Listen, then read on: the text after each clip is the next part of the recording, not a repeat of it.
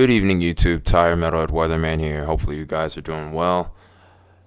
Interesting situation unfolding for tomorrow, as there might be a cold course setup. But today, I don't know if you know, but things aren't really too bad actually.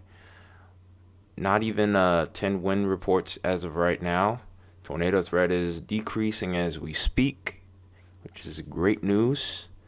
And it's just widespread showers and thunderstorms. The greatest threat for tonight, honestly, will probably be flooding, as these storms will be heading over the same areas over and over throughout the evening. And then, of course, we have the slight risk tomorrow, and we're going to go into detail with that. And then, of course, also we have Winter Storm Izzy going on, which has been dropping snow over this region in the Midwest, especially over towards southwestern Nebraska in particular. That seems to be the area that's been the hardest hit here. We're getting a widespread swath so far, about 4 to 6 inches of snow, and there's a small spot right here where there's even 8+ inches of snow. We do expect a little bit of additional snowfall in those areas, but for the most part, I'm not going to get into that too much as of right now. Mainly going to be covering the severe threat. We'll go over the totals maybe towards the end of the video. But let's go ahead and look at tomorrow's severe threat, where we have a cold course setup that's pretty much centered over the entire state of Ohio, especially towards the central part of Ohio. Just to the north and west of Columbus, basically, is where we have a slight risk for severe weather. The greatest threat here is damaging winds, but all three hazards are actually possible, interestingly enough. And it's not the type of setup that you would expect. Cold course setups are a little bit weird. Well, I'll get into some of the dynamics that go into that. I'm not going to go super in depth because that's going to be a Weather Nerd 101 video. But that's what we have going on there. And then, of course, on day 3, severe weather threats out of here. And we'll have to look towards the next few storm systems in regards to the next threat. So let's go ahead and take a look at the temperatures. And it's pretty self-explanatory what we have going on here with a cold course setup. The temperatures are, like with a regular severe event, you would expect temperatures in the 60s and 70s, like what you were seeing down, like what we would be seeing, let's say down here towards this region in the southeast. This is what you would expect for a severe event, especially during this time of year. What you wouldn't expect, and I'm going to roll this to about, I'd say, 7, 8 o'clock in the morning, or maybe even a little bit after, close to about 10 or 11. It's about 10 or 11 o'clock, and here are the temperatures over this area where we're expecting severe weather. There's a little bit of a warm nose, but not much of one at the surface. But that's what this cold course setup is. It's where we get some warm air in there, not a whole lot. It's going to be mainly a cold dominated system, but other parameters such as wind shear are going to be so prevalent and lift that usually we can overcome those more common denominators that we would end up having like high dew points in the 60s and 70s, so to speak.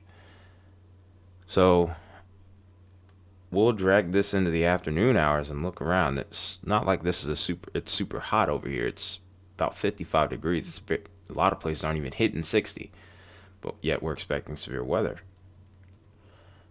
And then it's pretty much the same with the dew points. The dew points are not the most incredible, but rarely is it ever with these cold core type setups. They're pretty funny setups here, if anything. But here we are looking around lunchtime, and look at that. Dew points are barely hitting 50, but it's just sufficient enough to cause a window of opportunity where a couple of storms could form and go into a mode where we could get any hazard of severe weather. With this cold air especially, we end up getting greater lapse rates. We end up getting decent rotation. A lot of these storms don't produce any significant severe weather, although it isn't impossible. Like if we were to look at the Cape values over this region, I'm pretty sure you wouldn't be impressed. And when we look at them, you're gonna see exactly what I'm talking about here. Here we are looking in the afternoon hours with this, and look, this area here is barely reaching 1,000. But if we take a closer look at things here, there is some low-level helicities with this.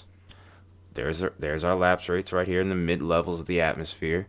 But here's the thing to note, and this is what today's system lacked, was this abrupt change in temperature in the higher levels of the atmosphere.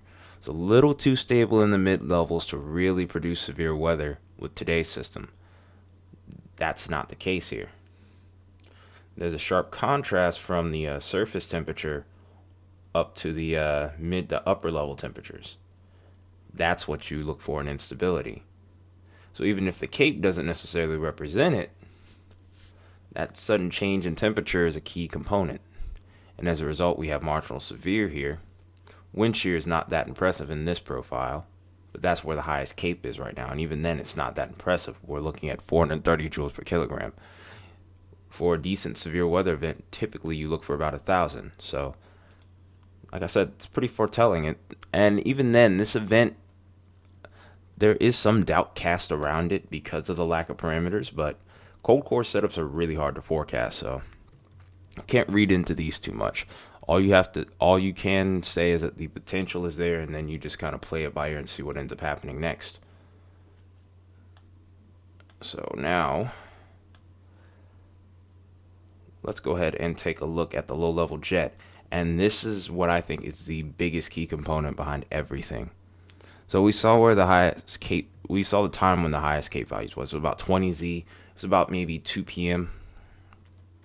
When we move this forward here, look what ends up happening. Right about here, we see a little bit of a maximum try to develop right around where that low is. So there's plenty of lift associated with that low pressure, which is going to be around here. And right around here, we have a small jet streak that tries to pop up. We don't get a lot of directional turning, but it's just sufficient enough to where we can get a little bit of helicity here. Dew point and the temperatures are doing what they're supposed to be doing in order to produce a little bit of just a small chance for severe weather. Like if you look at the Cape, of course, we're going to keep going on about that. Very low.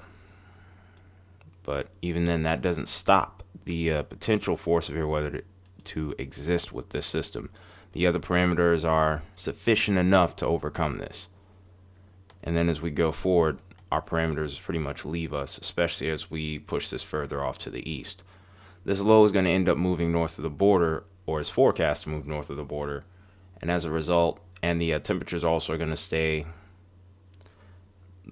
cooler over this region, as well as the dew point staying a little bit more dry.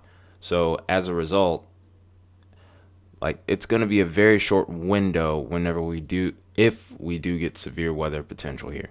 I think it may be only about 3 hours, and by the time it even leaves Ohio, the dynamics will pretty much be done.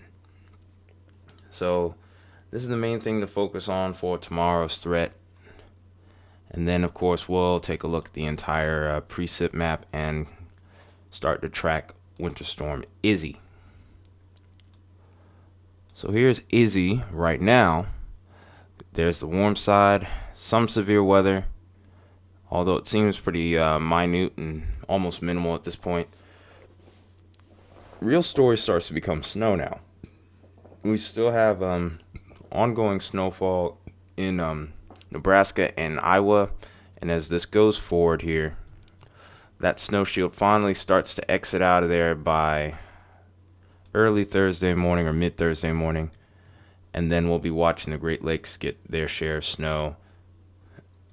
And this is going to move pretty quick too. By the time we get into Thursday evening and then into Friday, a lot of the wintry precip is out of here.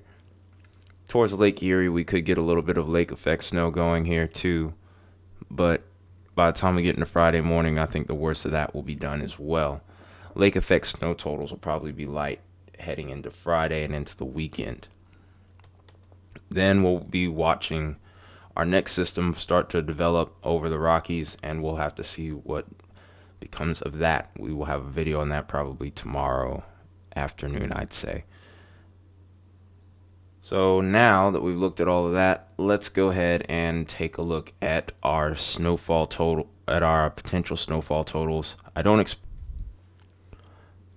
Now, one thing I will note is that some of these models aren't quite as up to date as some of the shorter range models, so these snowfall totals are probably from previous model runs. So, for example, the Euro and the Canadian might be a little bit off. Most of the snow is pretty much fallen over this region, so I would disregard this if you're a viewer in central Nebraska. I think most of your snow is done. I think you'll probably get something more along the lines of what's going on here than anything else. And then the same can be said on the Canadian. GFS might be a little bit better, but nah, it's actually still a bit behind as well. So mainly we're going to be disregarding that and going with the convective models here since we're on a similar time frame. There's still some snow expected to fall on the South Dakota Nebraska border where we could get a little bit over 8 inches, closing in towards a foot still. The likelihood of that is pretty minute, though, I'd say.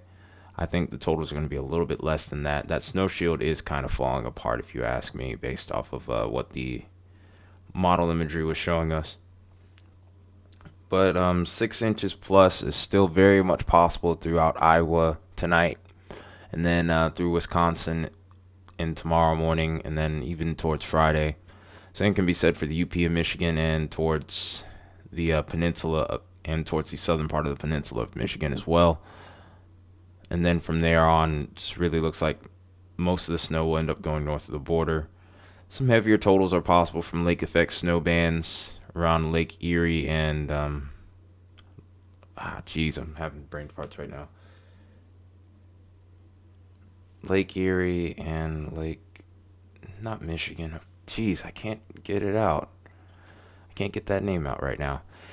Correct me in the comments if you can, because I'm just having an absolute brain fart. Jeez. But yeah, there could be some higher snowfall totals just off the Great Lakes. And then, of course, towards Adirondack, where temperatures are a little colder at the higher elevations, we can expect some greater snowfall totals there. Also, have to keep an eye on we have to keep an eye on New Hampshire region and some of the vineyards over here, heading towards southern Maine for some higher snowfall totals. But that's what we have going on with the main models. Let's go ahead and now take a look at the blend of models. So here we are taking a look at the blend of models here. And it's a pretty similar look, actually. Apparently they think the heaviest of snowfall is still yet to fall in some of these regions here. I do think that they could probably shape this back a little bit further as far as the westward component is concerned. I think most of this is already done. But we still have to, of course, watch towards Wisconsin, the UP, and Michigan. This keeps some part of north central Michigan involved, just south of the UP. And then there is a small swath over here off of this Great Lake. Lake Erie and Lake Ontario. Jeez, that's what it was. I'm sorry, guys. But Lake Erie and Lake Ontario, just off of these lakes, there could be some higher snowfall totals. And then over towards Adirondack, of course, and then over towards the northernmost areas. I'd say actually this is a little further north of the vineyards, where we could be seeing some higher snowfall totals. Up to 6 inches impossible in some places. Most of this is going to be in the higher elevations, though. But that's pretty much the snow threat. Ice threat's going to be pretty minimal. There's not really any areas north of the border where we can expect high ice totals. Maybe actually now, though, I'm seeing a little something more interesting with this. I haven't seen this before, but it looks like a little closer towards the inland part of the cities, we may start to see some higher ice totals. That's a bit concerning. Starting to get closer to that 0.2 of an inch mark. Could be very disruptive on the roads and possibly could make power an issue. So we'll have to keep an eye on this as time goes on. And this is heading towards Friday night into Saturday morning. So still plenty to keep track of. Thankfully, the severe side of things is starting to die down. We'll still have to see what tomorrow does with that cold core setup, which I'm slightly interested in, I'm not going to lie. You don't get to see a lot of cold core systems in action. When you do, it's usually a treat, especially if they do end up producing tornadoes because they're very photogenic. Hopefully that those will, if they form, they will stay out of populated areas, and a lot of storm chasers can end up having some really cool images for us to see. But anyway, that's the end of this video here. If something more significant pops up in the morning, I'll make a video. Otherwise, I'll have a video for you tomorrow afternoon as usual. But until then, if you haven't subscribed already, definitely do so. I'd appreciate that. But until then, this has been Tyler Metalhead Weatherman. I'm signing off. You guys have a good night, and I'll see you in the next one.